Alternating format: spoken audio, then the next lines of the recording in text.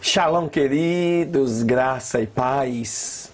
Olha nós juntos novamente mais um dia para estudo e leitura da palavra de Deus, né? Nesse projeto que você que nos acompanha já está acostumado e sabe que todos os dias você tem um vídeo novo, uma leitura nova. O melhor, são 3 leituras a cada dia, para crescimento espiritual, para crescimento pessoal. E assim, queridos, você vai a cada dia aumentando a sua fé, entendendo quem é Deus, sabendo se portar diante do que manda e determina a palavra de Deus. Então, não saia daí, porque hoje nós temos 3 leituras lindas, especiais. É o 59º dia de estudos da palavra de Deus. Amém, queridos? Deus te abençoe. Não saia daí.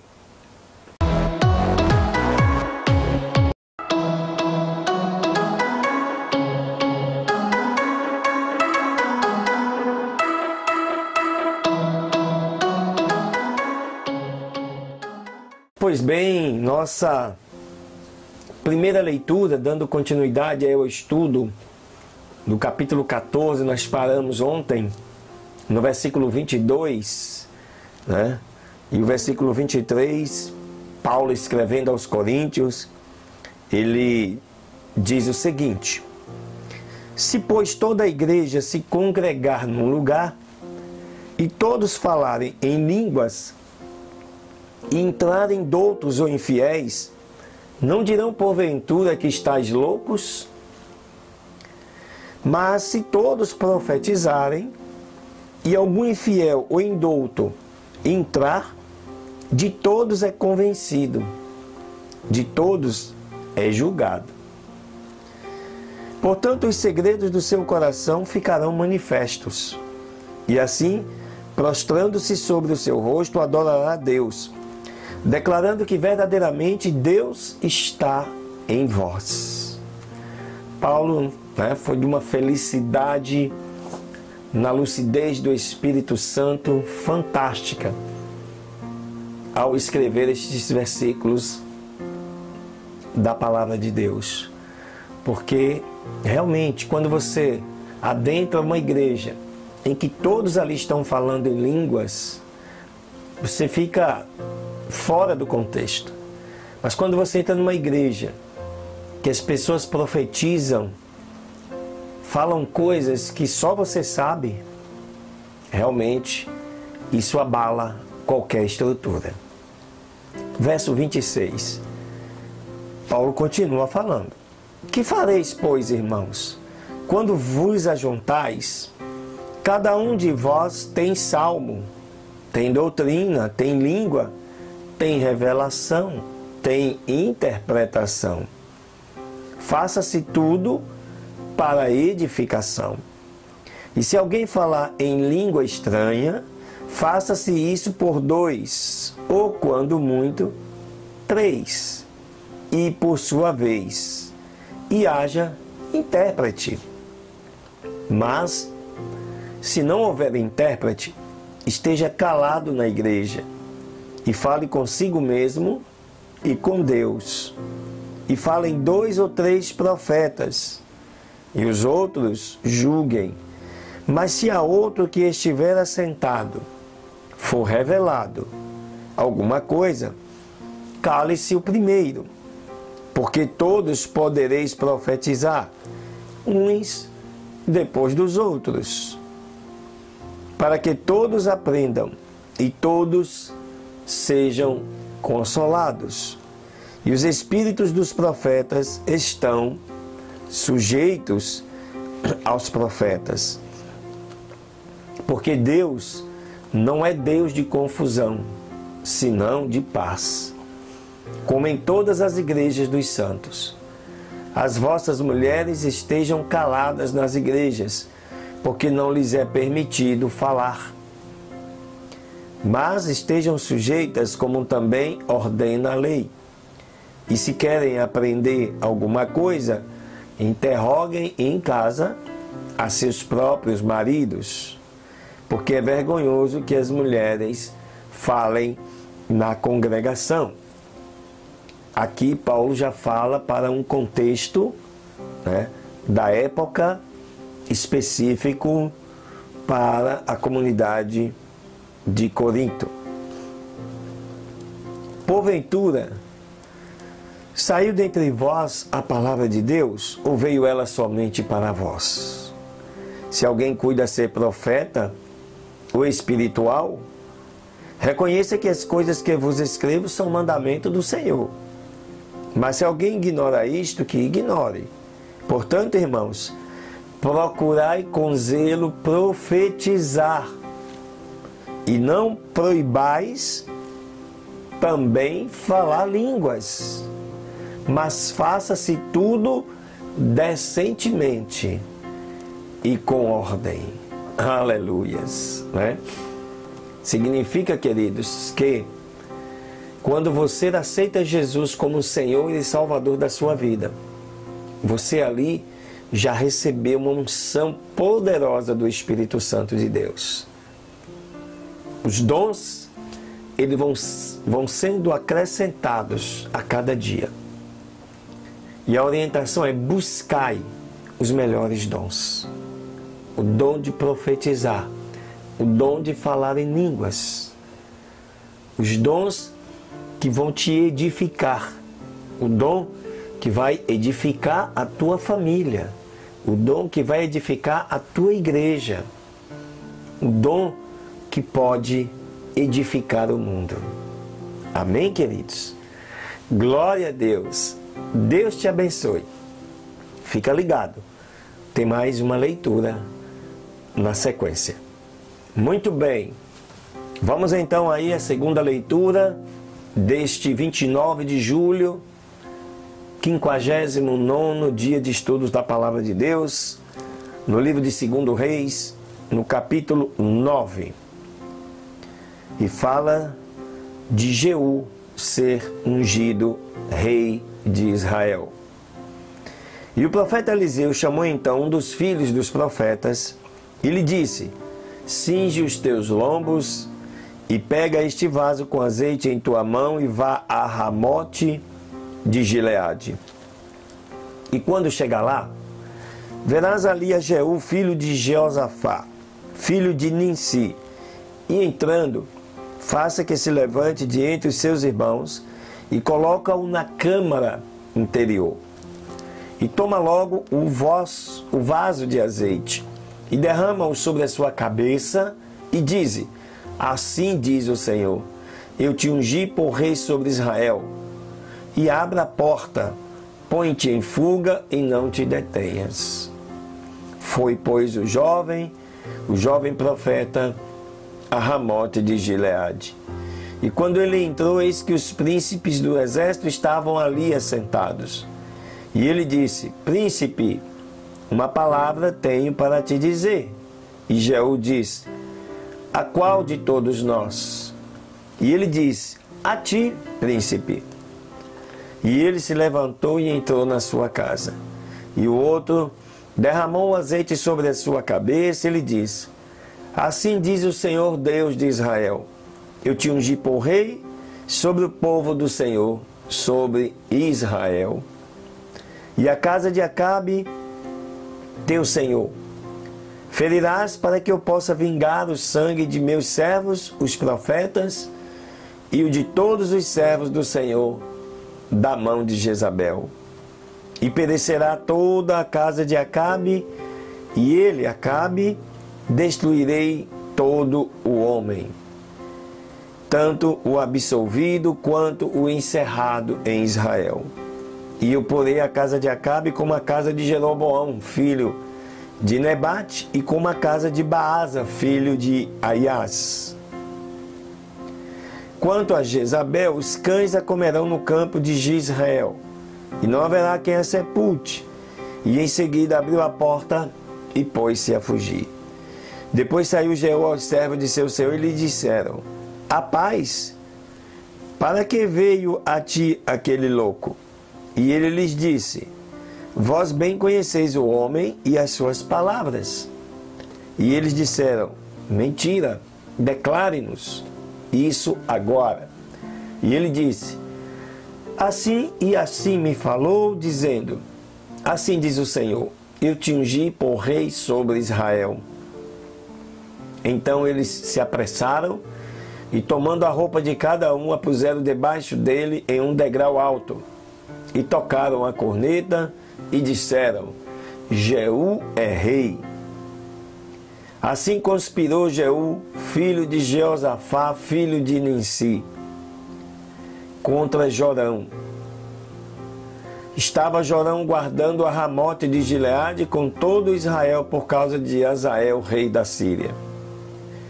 Mas o rei Jorão havia retornado a Israel para curar-se das feridas que os sírios lhe tinham feito, lutando contra Azael, rei da Síria. E Jeú disse, se for da vossa vontade, ninguém escape da cidade para ir levar denúncia em Israel. Então, Jeú subindo a um carro, e se foi a Israel, porque Jorão estava ali doente, e também o rei de Judá, Acasias, tinha descido a visitar Jorão. E o vigia que estava na torre de Israel viu a cavalaria de Jeú que vinha, e disse, eu vejo uma cavalaria. E Jorão disse, toma um cavaleiro e envia reconhecê-los, e que lhes diga, a paz? Foi, pois, o cavaleiro a reconhecê-los, e disse, assim diz o rei, a paz? E Jeú lhe disse, o que tens a ver tu com a paz? Volta-te para trás de mim. E o vigia deu logo aviso, dizendo, o mensageiro chegou até eles e não volta. Então enviou outro cavaleiro, o qual chegando a ele disse, assim diz o rei, a paz? E Jeú respondeu, o que tens a ver tu com a paz? Volta-te para trás de mim. O vigia voltou a dizer, também este chegou a eles e não volta. E o andar de que vem é como o andar de Jeú, filho de Ninsi, porque vem impetuosamente. Então, Jorão disse, aparelhe o carro, e sendo aparelhado o seu carro, saiu Jorão, rei de Israel, e Acasias, rei de Judá, cada um em seu carro, e saíram encontrar Jeú, ao qual acharam na herdade de Nabote de Israel. E quando Jorão viu Jeú, disse, a paz, Jeú? E ele respondeu, que paz? Com as fornicações de Jezabel, sua mãe, e com as suas muitas feitiçarias. Então Jorão, voltando as mãos, fugiu, e disse a Acasias, a traição, Acasias. Mas Jeú preparou o seu arco, e feriu a Jorão entre as costelas, e a seta saiu pelo seu coração, e ele caiu no seu carro. E disse então Jeú, abdicar seu capitão, toma-o e joga-o na parte da herança de Nabote de Israel. Porque lembra-te que quando tu e eu íamos junto com o povo de Acabe, seu pai, o Senhor pronunciou esta sentença sobre ele, dizendo, certo que eu vi ontem o sangue de Nabote e o sangue de seus filhos, disse o Senhor, eu te darei a retribuição nesta mesma herdade, diz o Senhor. Tome, pois, agora e joga-o neste campo, conforme a palavra do Senhor. E ao ver isto, Acasias, rei de Judá, fugiu pelo caminho da casa do jardim, e o perseguiu Jeú, dizendo, feriram também a este no carro, e o feriram na subida de Gu, que está junto a Ibleão. E ele fugiu a Meguido e morreu ali. E os seus servos o levaram em um carro a Jerusalém, e lá lhe sepultaram com seus pais em seu sepulcro na cidade de Davi. No 11º ano de Jorão, filho de Acabe, começou a reinar Acasias sobre Judá. E veio depois Jeú a Israel, e ao inteirar-se Jezabel, pintou em volta dos seus olhos e embelezou. a sua cabeça e apareceu por uma janela. E quando entrava Jeú pela porta, ela disse: aconteceu bem a Zinri, que matou a seu senhor? E levantando ele, Jeú, então o seu rosto para a janela, disse: quem está comigo? Quem? E olharam para ele 2 ou 3 eunucos. E ele lhes disse: joguem-na daí abaixo. E eles a jogaram. E parte do seu sangue salpicou na parede e nos cavalos. E Jeú a atropelou. Entrou logo, e depois que comeu e bebeu, disse: vão agora ver aquela maldita e sepultai-a, pois é filha de rei. Mas, quando foram para sepultá-la, não acharam dela mais que a caveira, os pés e as palmas das mãos. E então voltaram e disseram aquilo a ele. E ele então disse: a palavra de Deus é esta, a qual ele falou pela boca de seu servo Elias, o tisbita, dizendo: na herdade de Israel os cães comerão as carnes de Jezabel. E o corpo de Jezabel será como esterco sobre a face da terra, na herdade de Jezreel, de maneira que ninguém possa dizer: esta é Jezabel. Pois é, rapaz.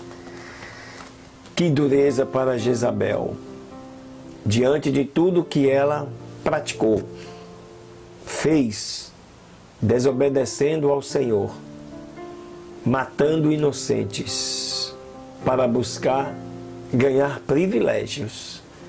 Não era de se esperar menos do que o que aconteceu.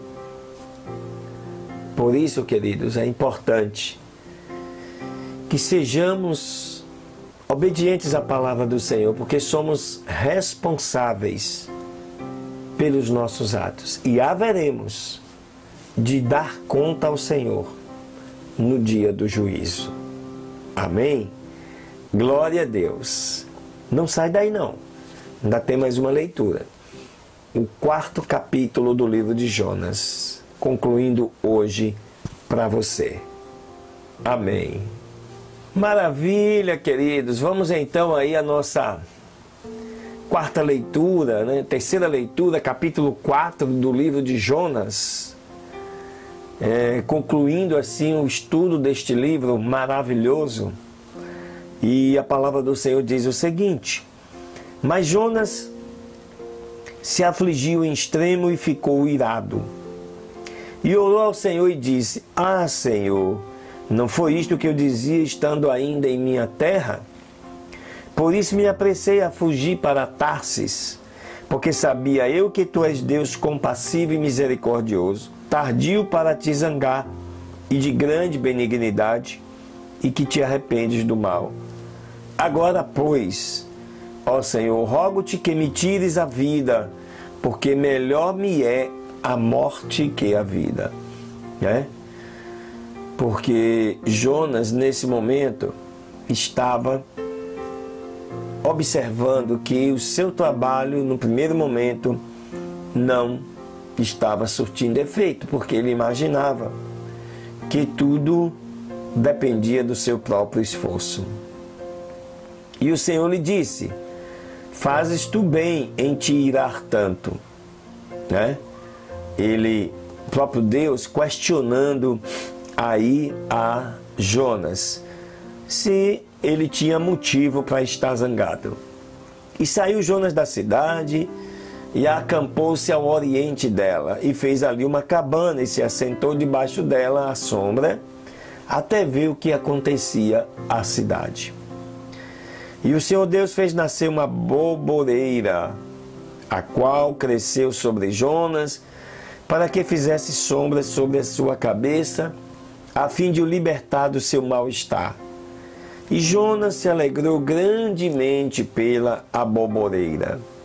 Mas, ao vir a alvorada do dia seguinte, Deus preparou um verme, o qual feriu a aboboreira, e esta se secou. E aconteceu que ao sair o sol, preparou Deus um vento oriental, calmoso, com calor abrasador. E o sol feriu a cabeça de Jonas e ele se deprimiu e desejava a morte, dizendo: melhor seria para mim a morte do que a vida. Então disse Deus a Jonas: fazes bem, porque tanto te iras por causa da aboboreira? E ele respondeu: muito me revolto até a morte.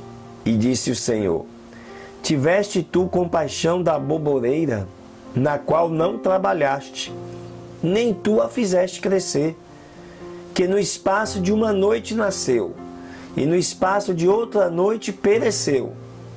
Não terei eu compaixão de Nínive, aquela grande cidade, onde há mais de 120 mil pessoas, que não sabem discernir entre a sua mão direita e a sua mão esquerda, e ainda muitos animais? Né? Muito interessante esse aspecto, né? Isso é colocado aqui, mas historicamente acredita-se, né? Porque esses aproximadamente 120 mil,